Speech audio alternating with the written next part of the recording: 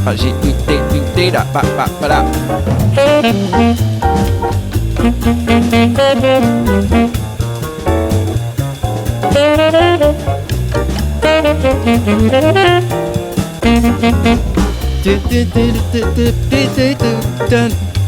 Shit-libadoo, shit-libadoo, shit-libadoo, shit-libadoo, shit-libadoo, diddle-da-diddle-da-bum.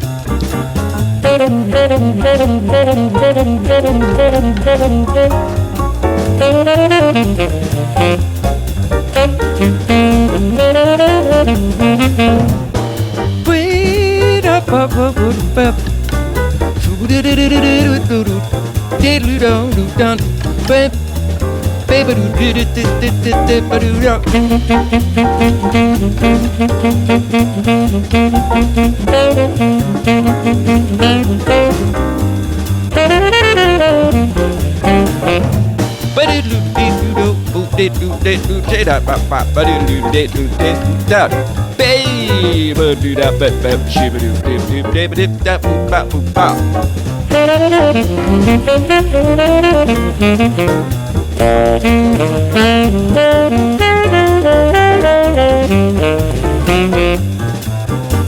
Ba do de do de ba do do da da da ba do de do de do de do de da ba ba show ba do de do de ba do de do de do de da.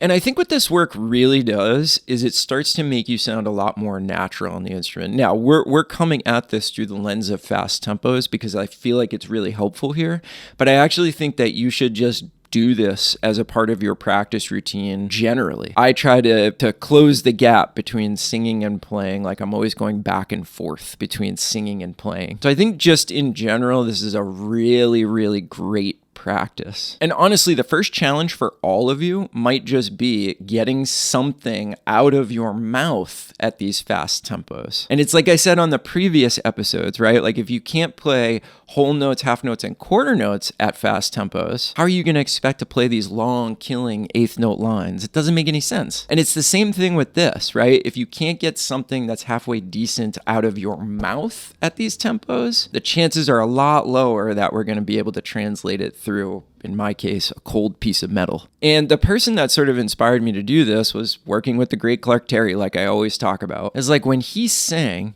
and then he played the trumpet, there was like no gulf there. There was no divide between the two. He was able to perfectly recreate what he did when he sang with syllables on the trumpet. And that was just so informative. And I didn't know I was learning to do that at the time, but we would just always sing with him and hear him sing. And then what happens when you hear one of the hippest singers who's ever lived singing at you all the time? You start to imitate them. It's just a very, very natural thing. Ooh, I want to sound like that on the sax. I want to sound like Clark Terry singing when I play the saxophone. So anyway, long-winded way of saying that you should really be doing this a lot. Sing, play, sing, play, sing, play. My students that actually do this, they see improvements really, really quickly. Okay, so what I'm going to provide for the supporting members this week, and if you don't know what I'm talking about, we have a community of people that support the channel in the form of a small monthly donation so that we can keep doing this.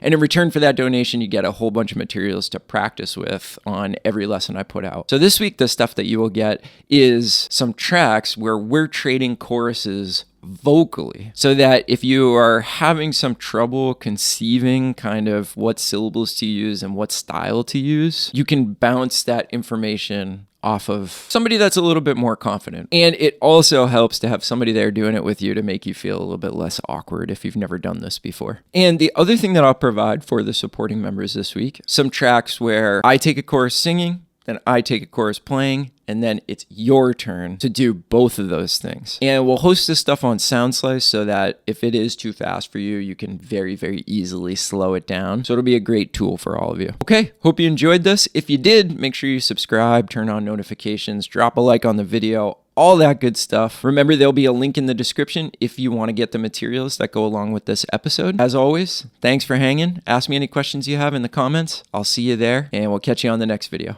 Bye, everybody.